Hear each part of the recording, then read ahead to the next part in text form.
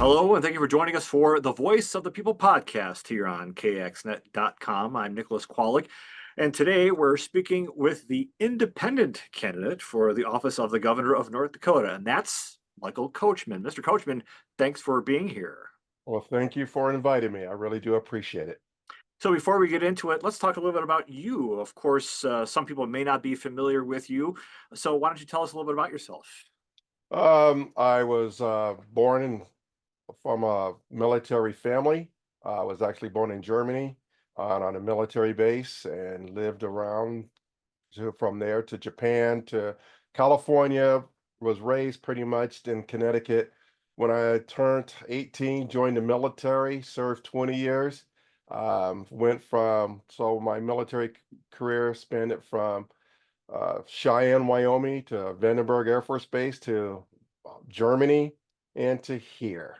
Um, we've been here since 1990, been involved in the community as far as city council, corrections, city government, and really got involved in the Republican Party way back in the early 200s or 2000s.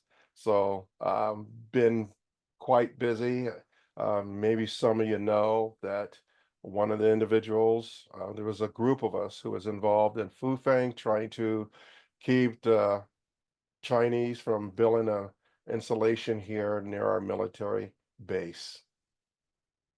I want to go back a little bit, if I may. Why did you decide to join the military? My father was during when I was raised. We had at the time we traveled a lot, and I believe that we had a lot of heroes. We had John Rain, Randolph Scott. My dad, he was one of my heroes. I looked up to him immensely, and I wanted to be just like my dad. I was during that time. My dad was bigger than your dad, and my dad was bigger than most people's dad. And I wanted to be like my dad. My dad had a very much a servant heart. He loved his country. He loved his community, and I wanted to follow in his footsteps, and that's why I joined. And I was probably one of the best things I ever done was to join the military. I would believe in being a patriot. Just talking with him was just one of those things that um, I had a close bond with my dad. My dad was not over there all the time because he worked two jobs to support me and my other brothers and sisters, which there was a total of seven of us. And but he always took time to make sure that we were on the straight and narrow. And everything I remembered as a child being raised on a military installation was always positive. He took us to all different places, and uh, it was one of those things like I like what I'm seeing. It was a really very much of a positive atmosphere that my dad raised us on, and I just wanted to be in the military and serve. And he said that's what he wanted to do, and that's what I wanted to do. As you alluded to earlier, not only does your service involve service to the military, also to city council. I myself have never been to Larimore, and I suspect there is a couple of North Dakotans who have never either. What's Larimore like, and how has it been for you? Larimore is a small town. It has a population of like 12, 1,300 people. And it's a really good. It's a community enriched. We do a lot, especially on Mondays. We have um, uh, farm farm days, and a lot of people come on the center of town, and we have burgers. We do a lot of different things. Very and very a rich community, love helping each other. When I was on the city council, I really like serving for the people. I wasn't, as they would say, brought related to anybody. So my opinion was straight across what was going to be best for the people. I always believed in standing on the Constitution, and I believe that I'm going to do what's right for the people. And the people knew that. The people knew that when I was on city council that I wasn't going to do it because of I'll relate it to anybody or anything else. I was going to do what was right is that's going to better the people and the town and not myself. And the people in the community are great people that I enjoy. That's one of the reasons why I stayed here. They're a great bunch of people. and you're still there, and now you're running for, and you have run for office. When did you get the itch to sort of run for a higher office, let's say? You really want me to go into this? I do. Well, I wasn't brought up with a lot of politics. Okay, so I believed in doing the right thing. That we learned that we followed the tech order. And people who know what that is the technical orders on how you do things, and we are here to serve, to get orders and stuff. So when I got out of the military, I um, started going to different GOP conventions and things like that, and wanted to listen to people and support people who are doing what's right. And then I got involved in the resolution committee, and I started looking at things and was fighting. And one of the two things that we stood on was the Constitution. We stood on the Constitution to make sure that all our resolutions were going to meet and be passed and be supported by our legislators and whoever else that would run. So later on, I started, as I look at these resolutions, which are really sound Republican principles, I started seeing people not following the resolutions that we have. They say they're Republicans, but they weren't supporting Republican principle. And I'm like, what's the deal with this? So I started seeing things at the convention, and I'm like, and my eyes were starting to open up, and I started seeing things that were not. And I kept hearing that word rhino, and for years I didn't know what a rhino was. And I said, okay, okay, you keep calling that person a rhino. Why? What does that mean? That mean they go, well, that means Republican in name only. I said, well, what does that mean? In other words, there were Democrats that wanted to get elected, but they're running on a Republican platform. I said, then why are we electing them? And people give me that, what we used to call in the Air Force, sack salute. I don't know. There's nothing we could do. They had the money. And then I started seeing, okay, not just rhinos or Democrats that were running the Republican Party. We started having socialists and globalists started running. And I said, this is not the country that I served 20 years and my dad served 20 years to protect. And if I don't stand up, who will? So that was one of the main reasons that I started running for state office, because if you can fix the head, you can fix the rest of the state. So that is one of the main reasons that I'm in this race now, because I really don't believe that the people who are supposedly representing the people of North Dakota have their best interests. And Fufeng was one of those things. There are, and you can see the Chinese have the major influence in our government. So me myself, I said, you know what? I'm going to stand up and I'm going to fight for the people. I'm going to fight for the people who can't fight. I'm going to stand for the people who can't stand, and I'm going to speak for the people who cannot speak. So that what got me in this race to run for the office of governor, because I believe we have one of the greatest state. And one of the saying is Mike Coachman for governor, the heart of the nation. We here in North Dakota can have a major influence on the rest of our nation by doing it right. And like I share with people, we may be a red state, but we're Chinese red. I want it Republican red. I want it constitutional red, white, and blue. And that's why I'm running. Now, you've run, as I mentioned, for office previously before. You ran for lieutenant governor twice, secretary of state, and governor back in 2020. Why do you think this year is going to be it? Because I believe people are still starting to, just like as I started to see things, I believe a lot of other people are seeing the same thing as I saw. They started saying, hey, look, you know what? We are tired of what government is all about. Plus, my message is different than any other candidate. My whole platform is based on this: the Constitution, not just the US Constitution, but the North Dakota Constitution, which means that the government should be smaller than before. I mentioned in those two other times as lieutenant governor, that wasn't our platform. It was, hey, look, this is what we can do right. This is how we can change. And we believe me, we still had a good traction on that. But as in most elections, and I'm not going to say this um, um, as because I lost. You know, and I know, and most of the people know that the elections were not fair even back then, that we need to go to a paper ballot. And I'm praying that one way or another, we have a paper ballot. That's going to be the true testimony of where we're at. Win or lose, if we have paper ballots, that's going to be an honest assessment of where we are and where we're going. And with that, I don't have a problem with that. Is that we need to start doing some things right. So this year, I believe that even though we still may have the machines, I believe that some things are going to change and hopefully before um, November. And I'm hoping it starts at the federal level that they say, hey, look, we're going to automatically go into paper ballots. If not, if I have to do this again, I will do it again because I still believe in um, standing up for the people, and I'm not going to lay down.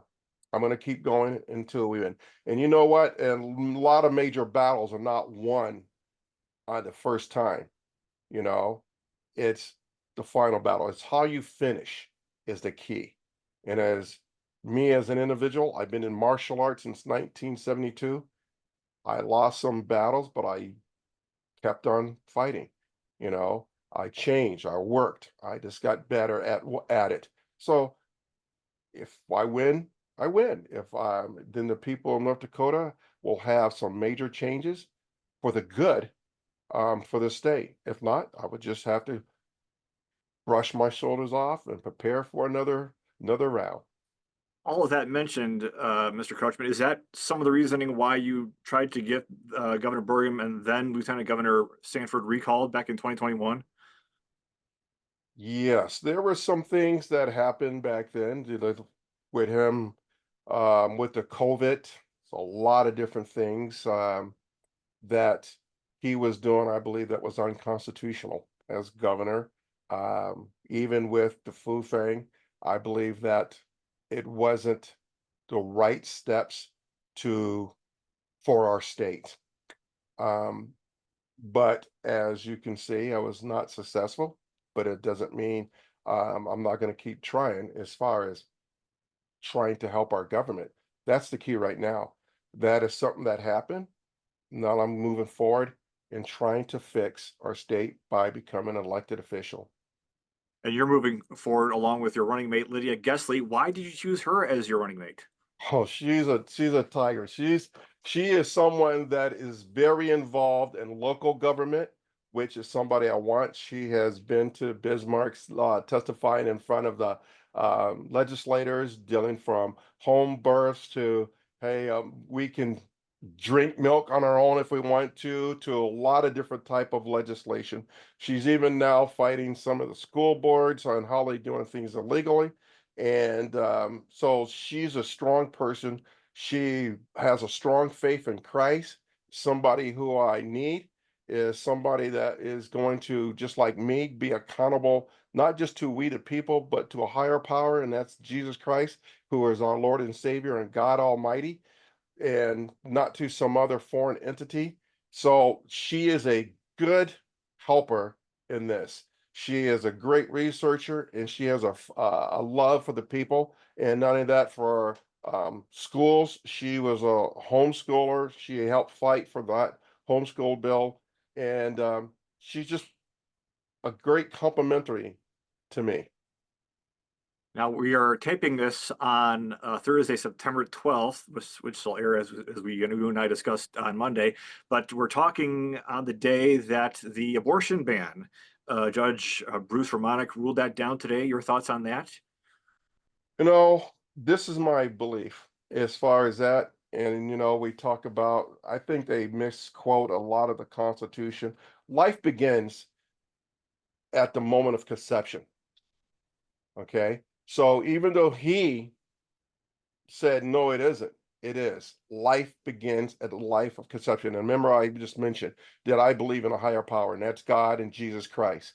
And if life begins at conception, anything after that is murder. So, um, I believe that also, even in the case of rape of incest, okay, I believe that those individuals, those babies didn't do nothing wrong. If they have to adopt them, make adoption a lot easier.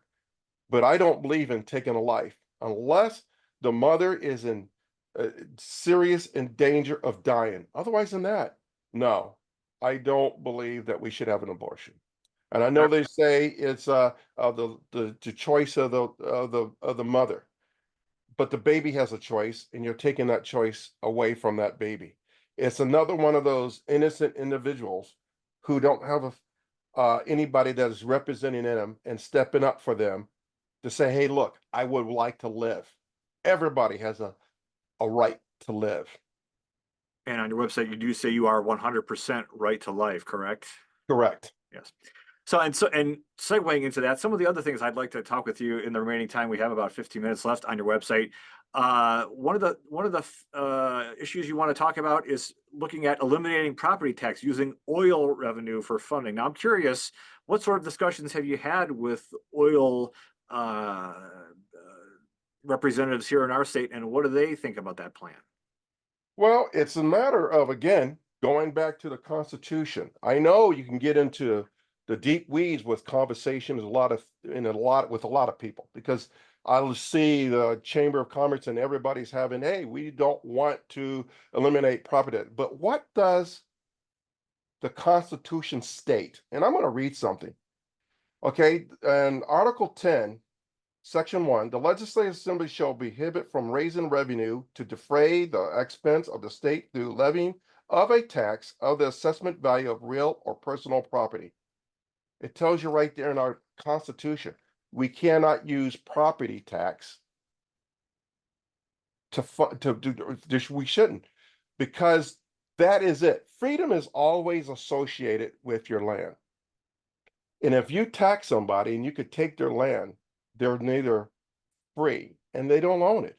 You could pay 20, 40, 80, 100 years, 200 years on your property and you go 3 years without paying property tax, they can take it. And that's the problem. We're taking something that is their God-given right. Freedom is always associated with land. By taxing property, you're taking their freedom away.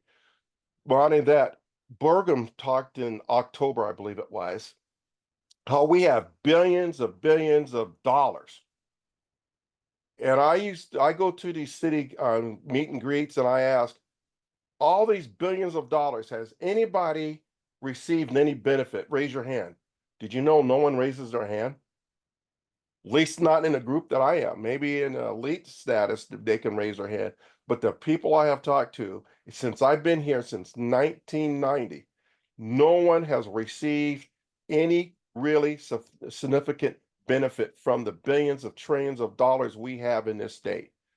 We can use that. Not only that, with the elimination of property tax, people can know that they don't have to make a choice between my medicine, do I have a home, or food?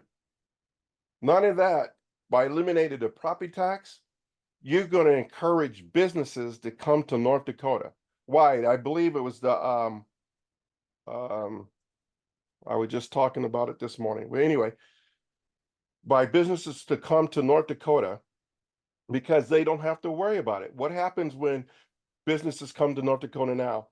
They say, okay, the city council or the county commissioners give us 5 years, no property exempt. You do that, after that, they're gone.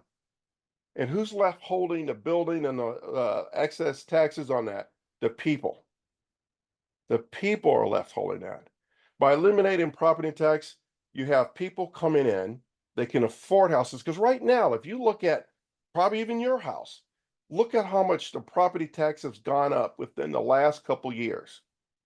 It's making it tough. And what they usually say is, well, we need to fund school. What about the elderly? They're caught between a fixed income and again deciding, should I eat or medical care or will I have a house? That shouldn't have to be when we have billions of dollars. and it won't hurt the state by eliminating property tax. We know that. So that's my stand on property tax there, sir. Then you also say you want to eliminate government overreach for business owners, farmers, and ranchers. What do you define as overreach? Oh, you got the EPA, ATF, all these different type of organizations that are federal.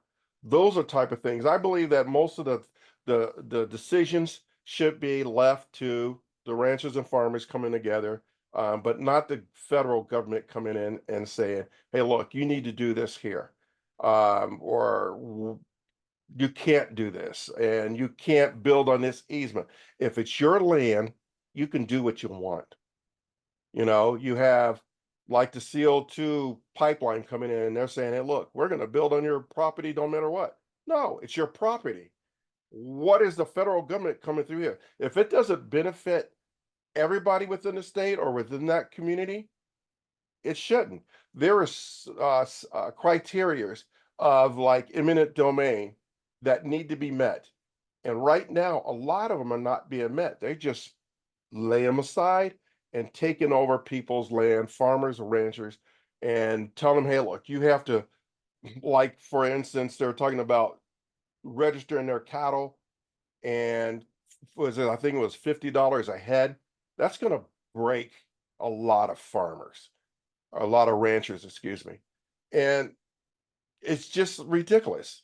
We need to just use what we have within the state, help what we can, the farmers and the ranchers and the other individuals, the business owners, to succeed by taking a lot of this excess burden off the business owners, ranchers, and farmers. You also say on your website that you want to drain the North Dakota swamp. Who's in the swamp? All people who are crooked. One of the things that I would do, first thing I would do as governor, is do an audit to find out where the money is. We know there's crooked people in government. To assume that they're not, you're naive. I see that there's a lot. People taking kickbacks. You look at where's the money going? Why are they doing this? Why are they ruling and making decisions on things that I would say not ethical? So yes, if you want a more detail, you will see when I'm governor, because I'm not going to give um, detail on how I'm going to drain the swamp. But I could tell you, it's where the money goes, that's where you will see. But I already have a plan. We had a plan, um, I would say about 4 months already, on how we will drain the swamp in North Dakota. And then one last one I'd like to talk to you about, banning woke agendas. What woke agendas are there right now here in North Dakota? Well, when you think you're a kitty cat or a dog and start using, um, I don't know if you're a male or female. I'm not going to support anything like that. I believe you're a male, but that's what, or you're a female at birth. I'm not going to support anything like that, and anything that will support, um,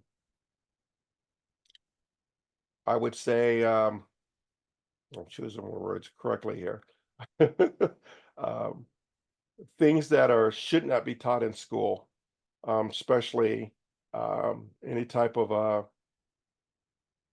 sex education, any type of thing like that in schools. I'm not going to support anything like that.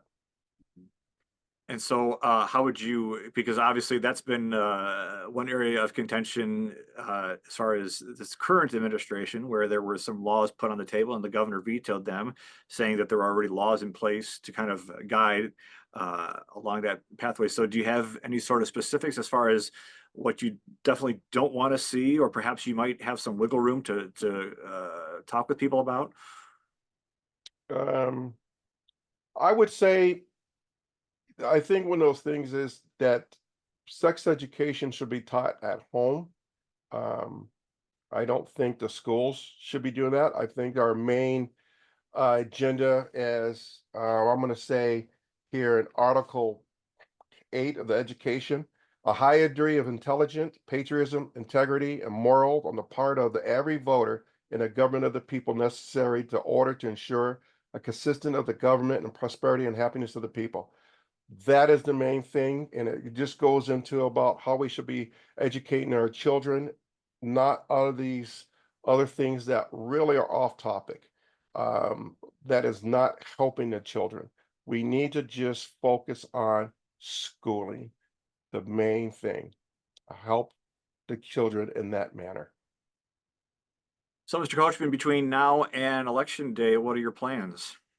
I have gone to got a bunch of meet and greets. We have some things that are um, brewing here that hopefully we can discuss later on in another month or two that I think it's going to be a major impact of the state. I think it's going to show the swamp going to be revealed. I'm going to be doing as much meet and greets. I'm going to be going just like this week to a potato bowl here in Grand Forks, letting people know that I am running for governor, that they do have a choice, somebody that will listen to them, the people. One of my goals as governor is to travel the state and listen to the people because one of the most viable and valuable resource that we have in this state is people. And I don't believe the government or the leaders in this state, not enough of them are taking the time to listen to the people and hear what they really have to say. I want to go through the state and let them know that you have to encourage hope to help with the needs that need to be done here in the state to foster a stronger esprit de corps, I would say, for the state. I've been traveling the state the last couple of years talking. There's people that don't have hope. COVID really drained the people on a lot of different issues and their mindset and what they want to do. They really don't have a lot of faith and hope in government. I want to um, reestablish that. And the only way to do that is to again, drain the swamp. And I can't do that alone. I need the people's help. I need the people involved in their local government. I want them to be to speak out at city council meetings or school boards and not know that they're going to get shut down, that they're going to have a governor that if they want to speak 5, 10, 15 minutes, they can. Why? Because people need to speak. They need to be heard. I want their voices heard.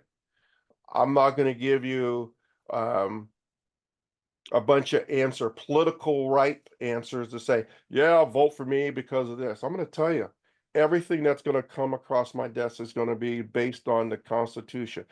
Does it pass the mustard?